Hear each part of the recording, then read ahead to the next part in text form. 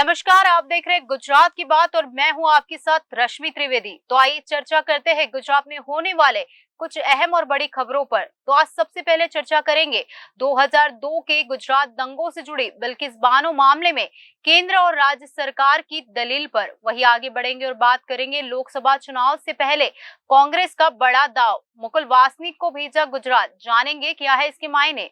वही आगे बात करेंगे जामनगर में रिवावत जडेजा की सांसद पूनम मांडव की बहस ने पकड़ा तुल। इस पूरे विवाद में रिवावत जडेजा की अपनी ननद नैना जडेजा की हुई एंट्री।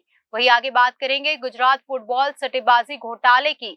चीनी नागरिक ने 9 दिनों में उड़ाए 1400 करोड़ रुपए।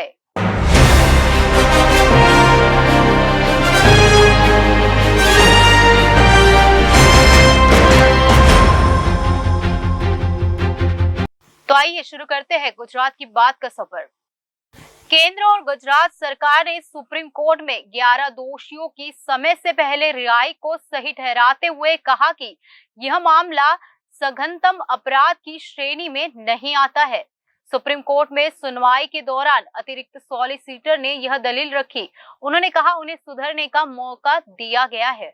गुजरात दंगों से जुड़े बिल्किस बानो केस में 11 दोषियों की समय से पहले रिहाई को केंद्र और गुजरात सरकार ने सही ठहराया है। सुप्रीम कोर्ट में केंद्र और राज्य सरकार की तरफ से तर्क दिया गया कि 11 दोषियों ने कोई दुर्लभतम अपराध नहीं किया है। उन्हें सुधार करने और फिर से समाज में शामिल होने का मौका दिया जाना चाहिए। केंद्र और राज्य सरकार की इस दलील पर सुप्रीम कोर्ट ने पूछा है कि समय से पूर्व रिहाई को चुनिंदा तरीके से क्यों लागू किया गया। 14 साल की सजा के बाद रिहाई की राहत बाकी कैदियों को क्यों नहीं मिली। केंद्र सरकार और राज्य सरकार की तरफ से कोर्ट में पेश हुए अतिरिक्त सॉलिसिटर जनरल एसवी राजू ने याचिकाकर्ताओं की दलीलों का विरोध करते हुए जस्टिस बीवी नागरत्ना और जस्टिस उज्जवल भुइया की पीठ के सामने दलील रखी कि रिहा किए गए 11 दोषियों का अपराध दुर्लभतम में से एक नहीं है। उन्हें मृत्युदंड दिया गया था, बल्कि आजीवन कारावास की सजा सुनाई गई थी। राजू ने कहा कि 14 साल की सजा काटने से पहले नियमों के अनुसार छूट और समय से पहले रिहाई का लाभ मिला है। एसवी राजू ने दलील दी कि कानून यह नहीं करता कि सभी को सजा दी जाए और फांसी दी जाए, बल्कि यह कहता है कि लोगों को सुधरने का मौका दिया जाए। सुप्रीम कोर्ट की बेंच एसवी राजू की इस दलील से सहमत हुई, लेकिन सुप्रीम कोर्ट की न्यायमूर्ति बीवी नागरत्ना और न्यायमूर्ति उज्जवल भुइया की बेंच ने जानना चाहा कि जेल में अन्य कैदियों के संबंध में कानून कितना लागू किया जा रहा है। पीठ ने राजू से कहा केवल कुछ कैदियों को ही नहीं, बल्कि प्रत्येक कैदी को सुधार और फिर से एकीकरण का अवसर दिया जाना चाहिए। लेकिन जहां दोषियों ने 14 साल की सजा पूरी कर ली है, वहां छूट नीति कहां तक लागू की जा रही है? क्या उसे सभी मामलों में लागू किया जा रहा है? अतिरिक्त सॉलिसिटर जनरल ने जवाब दिया कि सभी राज्यों को इस प्रश्न का उत्तर देना होगा और छूट नीति अलग अलग राज्यों में भिन्न होती है। राजू ने कहा कि जिन्होंने कारावास में 14 साल पूरे कर लिए हैं, वे इसके लिए पात्र है। सुप्रीम कोर्ट ने पूछा है कि बिल्किस के दोषियों के लिए जेल एडवाइजरी कमेटी किस आधार पर बनी। एडवाइजरी कमेटी का ब्यौरा दीजिए। कोर्ट ने सरकार से पूछा कि जब गोधरा की अदालत ने ट्रायल नहीं किया तो इससे राय क्यों मांगी गई। बिल्किस बानो की याचिका पर सुप्रीम कोर्ट में सुनवाई अब 24 अगस्त को होगी। पिछले साल हुई थी रिहाई। 2002 में गोधरा दंगों के दौरान बिल्किस बानो के साथ गैंगरेप हुआ था। उनके परिवार के 7 लोगों की हत्या हुई थी। इस केस में 11 लोग दोषी पाए गए, लेकिन पिछले साल 15 अगस्त 2022 को गुजरात सरकार की एक कमेटी रिपोर्ट के बाद इन भी दोषियों को समय से पहले रिहा कर दिया गया था। इन दोषियों की रिहाई पर इनका फूल मालाओं से स्वागत भी किया गया था। इसके बाद बड़ा बवाल खड़ा हुआ था। तब गोधरा के बीजेपी विधायक ने उनका संस्कारी ब्राह्मण कहकर बचाव किया था। पिछले साल ही इन दोषियों की रिहाई पर बिल्किस बानो ने सुप्रीम कोर्ट का रुख किया था। सुप्रीम कोर्ट में इस मामलों की नियमित सुनवाई चल रही है। कांग्रेस ने पार्टी के वरिष्ठ नेता और राज्यसभा सांसद मुकुल वासनिक को गुजरात का प्रभारी नियुक्त किया है। लोकसभा चुनाव को देखते हुए कांग्रेस ने वासनिक को गुजरात का प्रभारी बनाकर कई संकेत दिए हैं। पार्टी शायद अब मिशन गुजरात पर गंभीरता से आगे बढ़ना चाहती है। कांग्रेस ने लोकसभा चुनाव से पहले पार्टी के वरिष्ठ नेता मुकुल वासनिक को गुजरात का प्रभारी नियुक्त किया है। वासनिक गुजरात से प्रभारी बनने से देश के कई राज्य के प्रभारी का काम संभाल चुके हैं। अभी तक राजस्थान के पूर्व स्वास्थ्य मंत्री डॉक्टर रघु शर्मा गुजरात के प्रभारी थे। मुकुल वासनिक राज्यसभा के सदस्य हैं। वासनिक को गुजरात भेजने के पीछे कांग्रेस की बड़ी रणनीति का हिस्सा माना जा रहा है।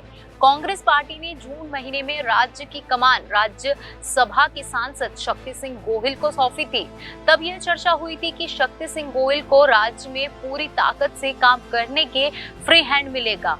वासनिक को प्रभारी बनाए जाने से पहला बड़ा संकेत यह है कि आने वाले दिनों में राहुल गांधी गुजरात में पूरी तरह से सक्रिय होने जा रहे हैं। शक्ति सिंह गोहिल हो या फिर मुकुल वासनिक, दोनों नेताओं की राहुल गांधी से सीधी ट्यूनिंग है।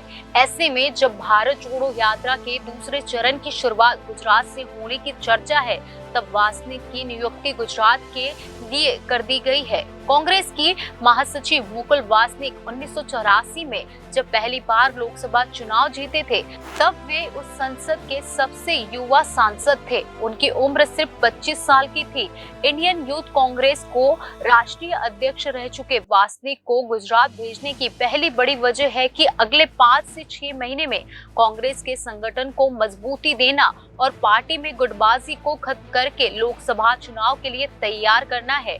वासनिक खुद छात्र नेता रहने के साथ यूपीए 2 की सरकार में सामाजिक न्याय और सशक्तिकरण मंत्री रह चुके हैं। ऐसे में उनके सामने अब गुजरात में कांग्रेस को शक्ति देने की है। मुकुल वासनिक को गुजरात की अच्छी समझ है। वे राजीव सातव के बाद हाल ही में दूसरे ऐसे प्रभारी है जो महाराष्ट्र से आते हैं। इसके अलावा सबसे बड़ी बात यह है कि वासनिक और शक्ति सिंह गोहिल के बीच भी अच्छी ट्यूनिंग है। ऐसे में गुजरात कांग्रेस को लेकर फैसले नहीं होने की शिकायत अब दूर होने की उम्मीद है। दोनों नेताओं की केंद्रीय नेतृत्व में सीधी पहुंच है और दोनों टीम राहुल का भी हिस्सा है। वासनिक मध्य प्रदेश के अलावा केरल, तमिलनाडु, पुडुचेरी और लक्षद्वीप के प्रभारी भी रह चुके हैं। वासनिक की नियुक्ति से कांग्रेस की छात्र विंग NSUI और इंडियन यूथ कांग्रेस के साथ गुजरात कांग्रेस को मजबूती मिलने की उम्मीद है। वासनिक को गुजरात का प्रभारी ऐसे वक्त पर बनाया गया है जब पार्टी प्रदेश में काफी कमजोर है। लोकसभा की कोई भी सीट पार्टी के पास नहीं है, तो वही विधानसभा में पार्टी के पास 182 में सिर्फ 17 सीटें हैं। ऐसे में वासनिक के सामने शक्ति सिंह गोहिल के साथ मिल बीजेपी को उसके सबसे मजबूत गढ़ में घिरने की कड़ी चुनौती है। अब देखना यह है कि वासनिक इस मोर्चे पर कितने खरे उतरते हैं। वासनिक से पहले कांग्रेस राज्य में रघु शर्मा, राजीव सातव, अशोक गहलोत, मोहन प्रकाश झा, BK हरिप्रसाद, गुरुदास कामत पर दांव खेल चुकी है। 2017 के विधानसभा चुनाव को छोड़ दे बाकी सभी चुनाव में कांग्रेस का प्रदर्शन संतोषजनक रहा है। 2017 के चुनाव कांग्रेस ने अच्छा प्रदर्शन करते हुए 182 में से 77 सीटें झटकी थी। जामनगर में एक सार्वजनिक कार्यक्रम में बीजेपी विधायक रिवाबा जडेजा और बीजेपी सांसद पूनम मांडव के साथ मेयर बीना कोठारी के बीच हुई गर्मागर्मी पर ननद नैना जडेजा ने चुटकी ली है। नैना ने कहा कि रिवाबा का यह नेचर है। नैना यहीं पर नहीं रुकी, उन्होंने पूरे झगड़े को 2024 से जोड़ दिया। गुजरात बीजेपी की विधायक और क्रिकेटर रविंद्र जडेजा की पत्नी रिवाबा जडेजा का गुस्सा सुर्खियों में है।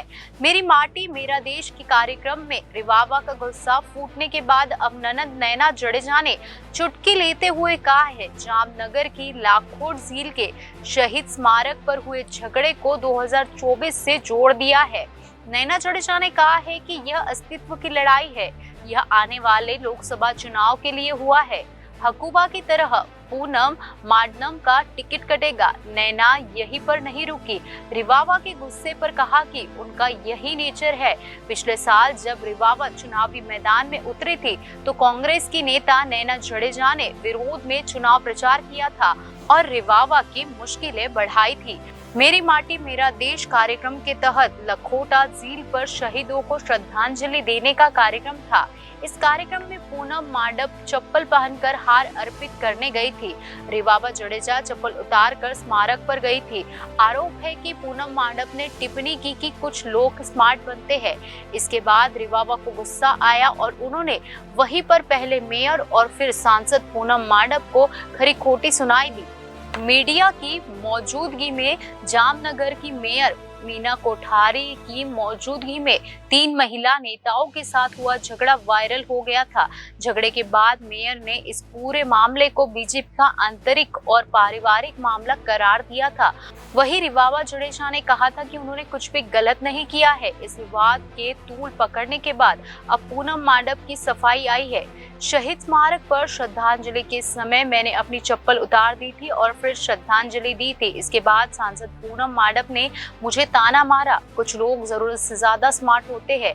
मैंने चप्पल उतारकर शहीदों को सम्मान देने में क्या गलती की? स्वाभिमान के लिए सार्वजनिक रूप से जवाब दिया, मैंने कुछ गलत नहीं किया। एक चीनी नागरिक ने स्थानीय साझेदार के साथ मिलकर एक फुटबॉल सट्टेबाजी ऐप तैयार किया, जिसने उत्तरी गुजरात के लगभग 1200 से ज्यादा लोगों को फंसाया। इससे पीड़ितों को 9 दिनों के भीतर 1400 करोड़ रुपए का भी नुकसान हुआ। पुलिस ने यह जानकारी दी है। मामले की गंभीरता को देख गुजरात पुलिस ने धोखाधड़ी के पीछे के मास्टरमाइंड का खुलासा करने के लिए एक विशेष जांच दल SIT का गठन किया। यह खोज दानी डेटा नाम के एक ऐप के तहत काम करने वाले के एक समूह द्वारा शुरू किया गया था, जो गुजरात और उत्तर प्रदेश में व्यक्तियों को लक्षित कर रहे थे। जवाब में उत्तर प्रदेश पुलिस ने एक जांच शुरू की। इससे उत्तर गुजरात के व्यक्तियों के साथ संबंध का पता चला। बाद में जांच से पता चला कि चीनी नागरिक 2020 और 2022 के बीच भारत में मौजूद था और पाटन और बनासकांठा में स्थानीय लोगों के साथ बातचीत कर रहा था। वित्तीय लाभ के वादे से आकर्षित होकर ओयानबे और उनके गुजरात स्थित सहयोगियों ने मई 2022 में भ्रामक ऐप लॉन्च किया। एप्लीकेशन ने उपयोगकर्ताओं को ऐप के भीतर लगाए गए दाव पर पर्याप्त रिटर्न का लालच दिया। ओयानबे के प्रतिदिन औसतन 200 करोड़ रुपए जमा करने में कामयाबी हासिल की। दाव लगाने वाले में 15 से 17 वर्ष के आयु के व्यक्ति शामिल थे। फुटबॉल मैचों के उत्साह का लाभ उठाते हुए धोखाधड़ी वाले ऐप के मुख्य रूप से शोषण के लिए इस खेल पर ध्यान केंद्रित किया, लेकिन केवल 9 दिनों के संचालन के बाद ऐप ने काम करना बंद कर दिया। इससे पीड़ितों को एहसास हुआ कि उनका निवेशित धन गायब हो गया है। जांच के बाद CID की साइबर सेल ने 9 लोगों को पकड़ा। ये हवाला नेटवर्क के माध्यम से पैसे भेजने में ओयानबे की सहायता कर रहे थे। मुखौटा कंपनियों का उपयोग करके उन्होंने धोखाधड़ी के एक जटिल जाल में धन की आवाजाही को सुविधाजनक बनाया। गुजरात पुलिस ने अगस्त 2022 में पाटन में धोखाधड़ी और IT अधिनियम के उल्लंघन के लिए प्राथमिकी दर्ज कर कार्रवाई शुरू की, लेकिन जब तक योजना के पीछे का मास्टरमाइंड गायब हो चुका था। ओयानबे अपने खिलाफ किसी भी संभावित कानूनी कार्रवाई से बचने के लिए चीन लौटने में कामयाब रहा था। CID ने अभी तक ओयानबे के खिलाफ पर्याप्त सबूत इकट्ठा नहीं किए हैं। इससे प्रत्यर्पण प्रक्रिया रुकी हुई है। पुलिस विभाग के सूत्रों ने संकेत दिया है कि मास्टरमाइंड सक्रिय और चीन के शेनझेन, चीन, हांगकांग के साथ सिंगापुर जैसे क्षेत्र में नेटवर्क चला रहा है। मार्च में CID ने इस जटिल मामले से संबंधित एक आरोप पत्र दायर किया था। तो गुजरात की बात में आज बस इतना ही। आने वाली सभी खबरों के लिए आप जुड़े रहिए जनादेश न्यूज के साथ।